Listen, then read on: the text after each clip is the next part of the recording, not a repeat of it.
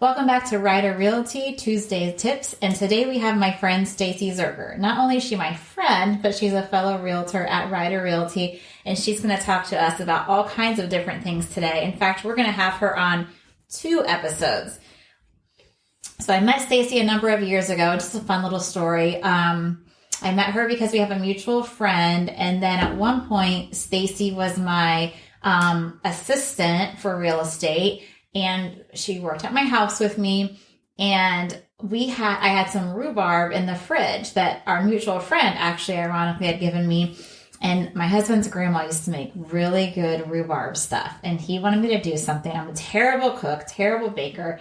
And so I'm like, Stacie, will you help me make this? And we were both in the kitchen. She's cooking. I'm just sitting there. And my husband walks in and thinks I made it. And he's like, oh, thank you. This looks so good. And you looked at me and I looked at you. You never said a word. And he left and we started laughing. And I'm not positive if he even knows about that. He might have found out about it years later, but he listens to this. So he's going to know now. So sorry, honey, it was Stacie. But so clearly she's talented and a great friend who would do anything for you. And now we're going to talk about her situation. So Stacie, one of the things I liked that I wanted to have you on is before and since you've been a realtor, you've had the whole set of experiences just in your own history. So bought your first house for sale by owner, and then you started to sell that house for sale by owner, and then I ended up listing it. So let's start with that.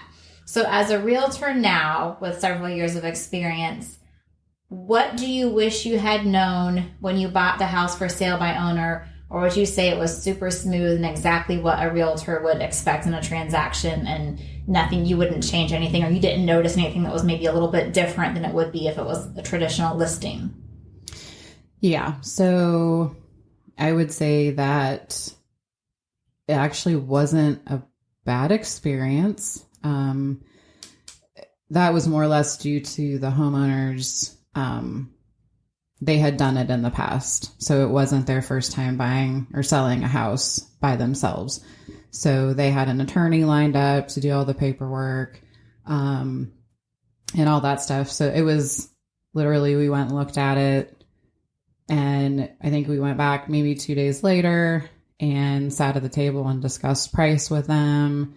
And yeah, they had all the legal documents right there for us to sign and do everything. So, I mean, at the same time, I didn't really know any better because we hadn't ever worked with an agent. But I will say that, yeah, the for sale by owner was a smooth process. But even before we bought that house, we had looked with an agent.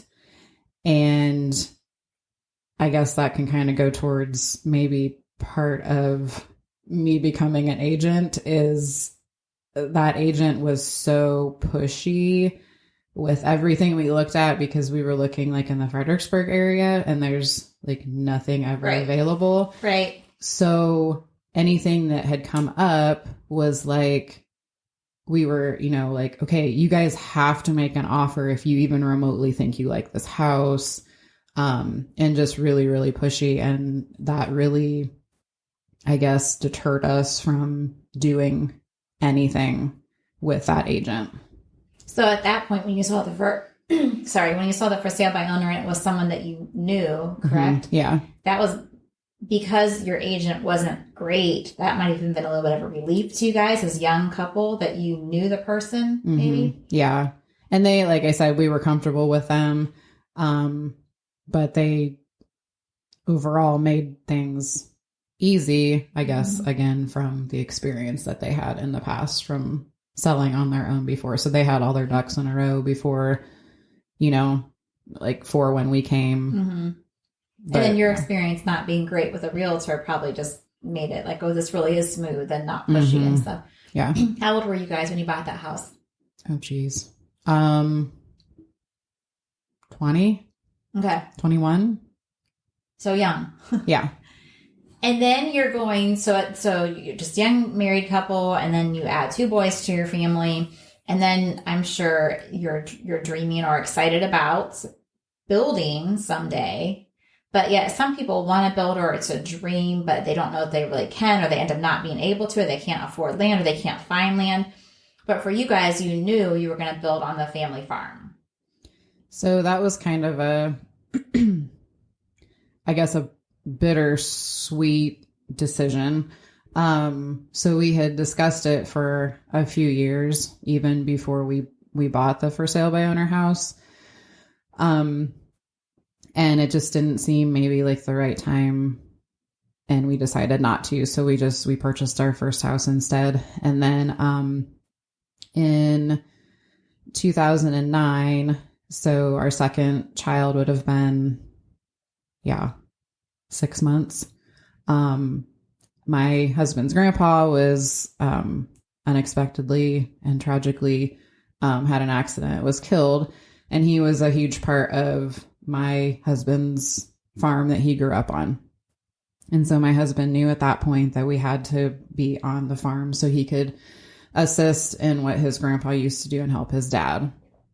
So that's when we decided that we were going to build. Now, is that more because Brian wanted to help his dad and be like a helper to him since grandpa was gone, or part of it the legacy of, I want my kids to have the experiences with their grandpa on the farm that I had, or maybe both? None. It was both. Okay. Like, Brian had a lot of the traits that his grandpa had, being able to fix anything and do anything like that. And so, yeah, he definitely wanted to be there for his dad, but also, to have that environment that our boys could run around on 100 acres or whatever if they wanted to, and it was fine. Yeah. So was it a little bittersweet, though, selling your house because it had been your first home and you guys brought two boys home from the hospital there when they were born? Or did you know that was never a forever house from the beginning? So maybe it was, and maybe you don't get emotionally attached. I mean, I cry when I get rid of a vehicle because I have the memories in the vehicle. So I'm probably the wrong person to ask, but how did you feel about that? No, it was bittersweet because, we brought our babies home from the hospital there. And then, so you have all those memories of all the firsts that we had in that house. Mm-hmm. But then once we moved, I got acclimated to, we didn't move right into the house. We were transitioning to a rental while we were building, and it was right next door. So that was good, I guess, in a sense. Maybe not good for the builder and all the subcontractors because we were constantly bugging them to make sure things were on time. But, bittersweet in the sense of that. And just, I'm always questioning, are we making the right decision and all that stuff. And it felt a little more like when you build, it's more permanent than when you maybe buy a house. Sure. Especially when it's on family property. Right. So remind me, you did not start building your house until you officially closed on the house I sold for you? I can't remember. Isn't that terrible? Or did you start in advance? So we sold we moved in August of 2013. And then we started building in June of 2014. So we started digging ground, June 2014. And we moved in November 7th, 2014. Okay. So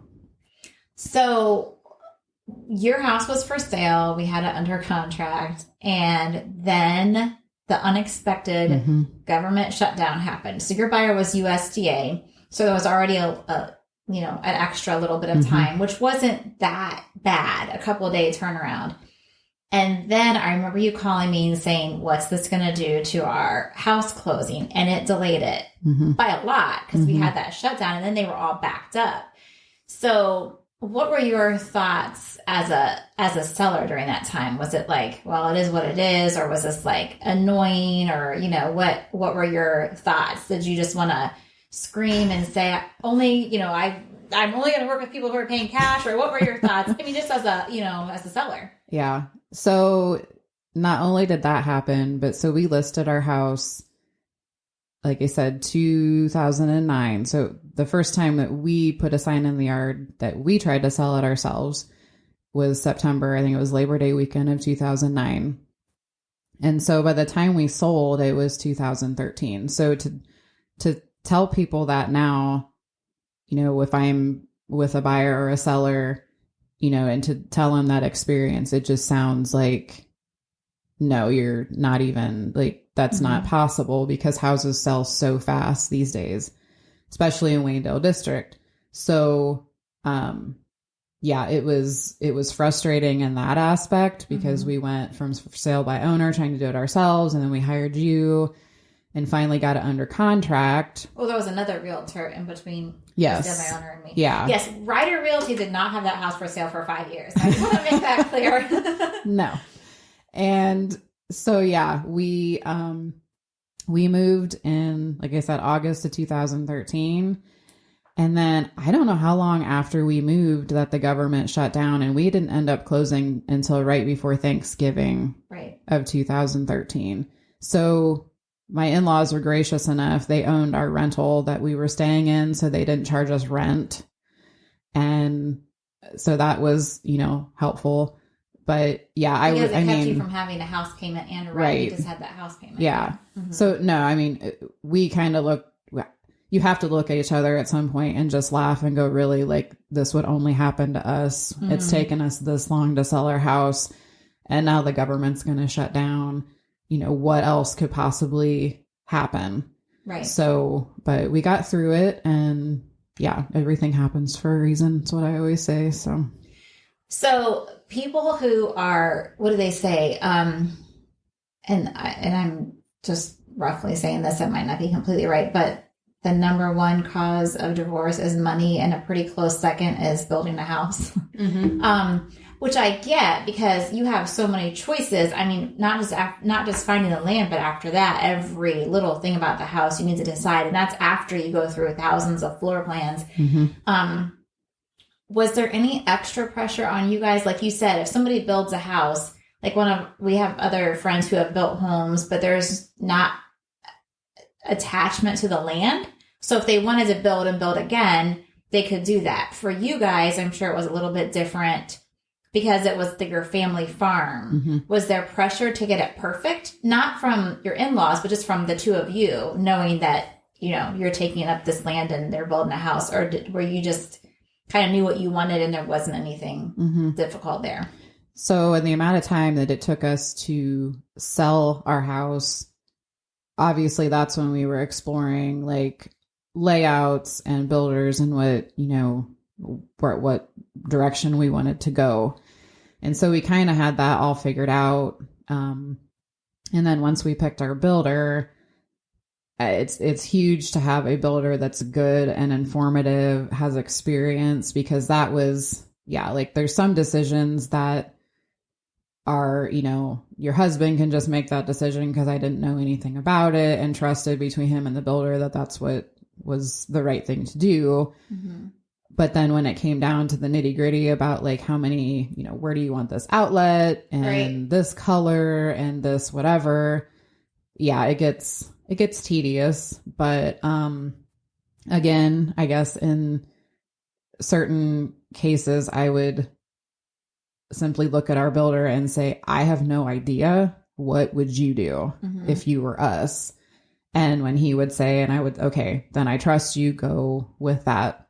But yeah, building on family land is great in the sense that it was gifted to us, and we would have never been able to build if that wouldn't have been the case. I mean, we could have, obviously, but we had to save our pennies for quite a while. But,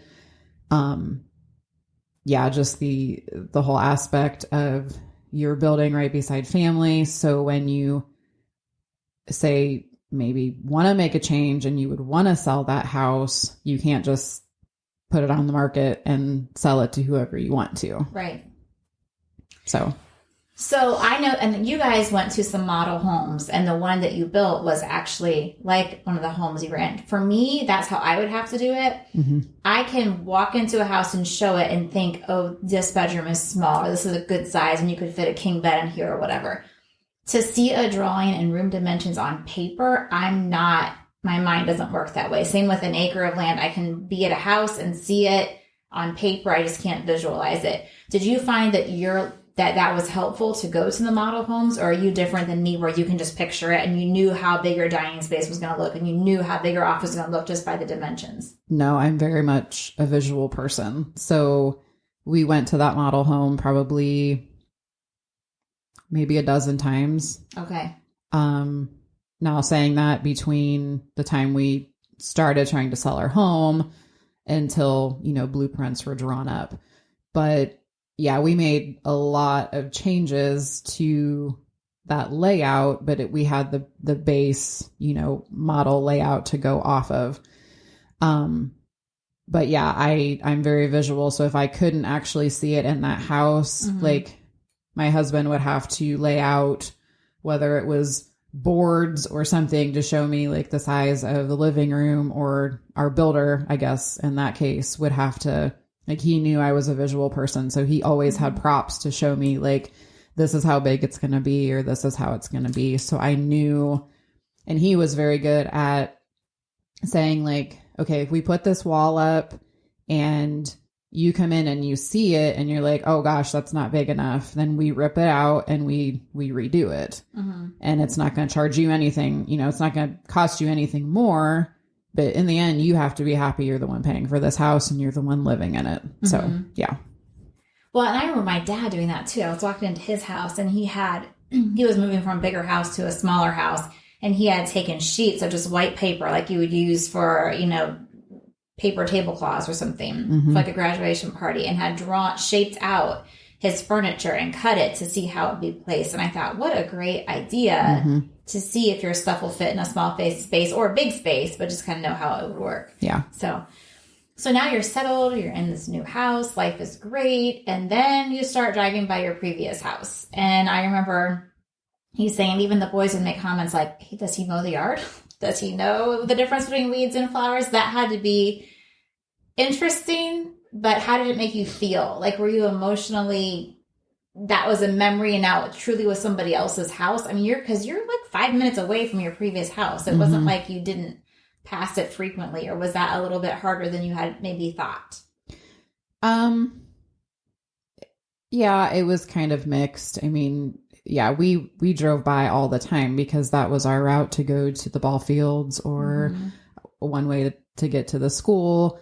And so we frequently went past there. So yeah, I mean, that was one thing. Like, my husband was very, very meticulous on how our yard looked. He was a landscaper for 10 years. So, there was not weeds and things were always kept up. And then this was the buyer was the opposite. So that was a little like, oh, wow.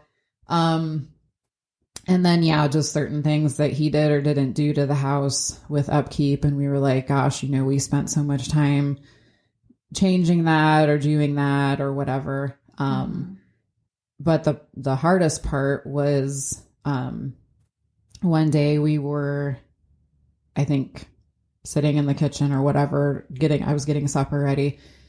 And a friend from our church called, Brian, and he's like, your old house is on fire. I just called the fire department. And how many years had that been since you had lived in it by that point? So that would have been, oh gosh, we were probably out for 4 years. Okay. And so, our boys had a flag football game or something, so we couldn't go right over. So we went to their game, and then we drove past the house, and the fire department was still there. And we knew the fire chief because the fire chief had just lived down the road from us at that house. So we stopped and got out and went over and talked to him, and he told us like how the fire was started and that it was going to be a total loss. And yeah, I'll be honest, I cried. Like, it was just to see, like, or remember like all the memories you had. And my boys had a hard time because as little as that house was, and so many things that we didn't like about it. And then we built what felt like this huge house. My boys still always said, I miss my room. I miss our basement. I miss this. I miss that. Right. So then they almost got mad because they were younger at the time, but they're like, how could he let the house burn down? And So that was hard, but yeah. Well, and it was an accident, and I'm sure the guy felt, awful, and it was hard for him too. Yeah. But then the other part of that is it also was boarded up and left for quite a while while insurance and all of those things happened, and then ended up getting torn down, and that wasn't quick. At least a year later, and then now there's a completely different house there. Yep. So, did any of those steps, especially the end when it was a completely different house, bring closure to, in particular, your boys? Or is it still just like, kind of It's kind of like, I don't know. It's in the background now of kind of like, oh, wow, okay, we did used to live there at one time. Our house used to be there. But right. Yeah, happy that somebody got to build a house in that lot and that it didn't just sit there, empty or whatever. And a new family lives there and something completely different. But yeah. And I think time makes a difference too. Like for us, for me, like I said, I cried I cried when we got rid of a couch because that's the last place I sat before I went and had a baby, And so I think that, like, for me, I don't want to go see a place I lived in as a kid or in high school or the first house we bought. I like to drive past it and point to the kids, but I don't want to be inside because it's going to be how they have it, painted now or their furniture. And that's kind of how I do things for the places that we've raised our kids or, or our last house we lived in. We just had 2 of our kids, but I like to remember, how we spent I did not. My husband spent all this time painting the nursery like Ohio State, and it would just like crush me to think about going back and it looked different. So I like to kind of keep the memories here, and I would be okay with not going through it and things like that. Right. But I know everyone's different. Too. Yeah.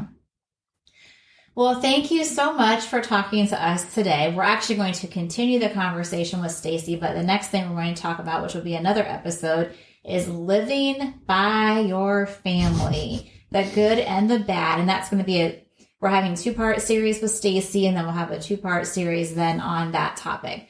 So thank you so much for listening to our Ryder Realty podcast. Like and subscribe, and of course, reach out to us if you have any questions.